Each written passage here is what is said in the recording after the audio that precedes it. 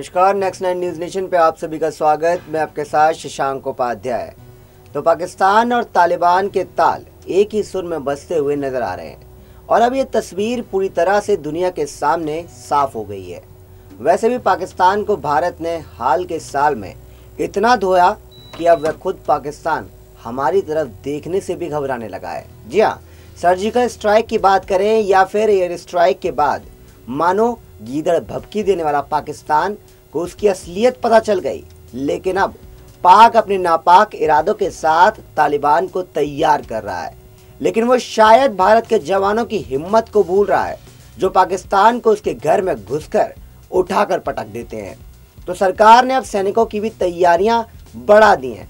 बता दें कि अफगानिस्तान में इस्लामी कट्टरपंथियों के सत्ता पर काबिज होने और उसके बाद जम्मू कश्मीर में तालिबान को भेजकर अशांति फैलाने के पाकिस्तान के नापाक मंसूबे को ध्वस्त करने के लिए सरकार ने सीमा प्रहरियों और सशस्त्र पुलिस को नए सिरे से प्रशिक्षित करने के लिए निर्देश दे दिए हैं।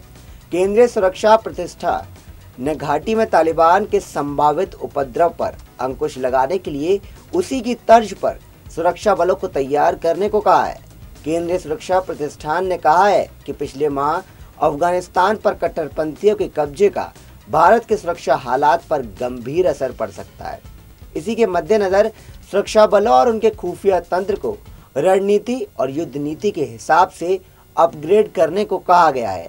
एक अधिकारी का कहना है कि मध्य और दक्षिण एशिया के नए भू राजनीतिक हालात के बदलाव का भारत की सीमाओं और अंदरूनी हिस्सों में सुरक्षा पर गंभीर असर पड़ेगा। सुरक्षा प्रतिष्ठान द्वारा कुछ दिन पहले जारी दिशा निर्देश में यह भी आशंका जताई गई थी कि पाकिस्तान से भारत के पश्चिमी और पूर्वी हिस्से की खुली सीमा से घुसपैठ में वृद्धि हो सकती है। इसमें विदेशी लड़ाकों को भी उतारा जा सकता है।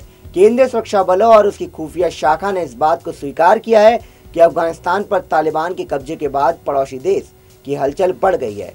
एक वरिष्ठ अधिकारी ने कहा है कि सीमा की सुरक्षा करने वाले BSF, SSB और आतंकरोधी ड्यूटी को तैनात CRPF व जम्मू कश्मीर पुलिस के मौजूदा सीमा प्रबंधन में बदलाव की जरूरत है। तालिबान लड़ाकों के तौर तरीकों को देखते हुए युद्ध नीति को उन्नत करना होगा। अधिकारी ने बताया कि केंद्रीय सुरक्षा बलों और राज्य पुलिस को निर्देश दे दिया गया है कि अधिकारी और जवानों को बहुस्तरीय प्रशिक्षण केंद्रों और अकेडमियों में प्रशिक्षण दें। उन्होंने कहा कि अफगानिस्तान और उस क्षेत्र में तालिबान को जिस प्रकार से संपूर्ण प्रशिक्षण खुफिया और युद्ध कौशल में लैस किया जाता है, उसी तर्ज पर सुरक्षा बलों को तैयार किया जा रहा है। इसके अलावा खास मामलों का अध्ययन किया जा रहा है जिन्हें उस मुल्क में अंजाम दिया गया है। अधिकारी ने यह भी बताया कि यह बेहद जरूरी है कि सीमा पर नाके पर खड़े अंतिम जवान तक को तालिबान के इतिहास की जानकारी हो।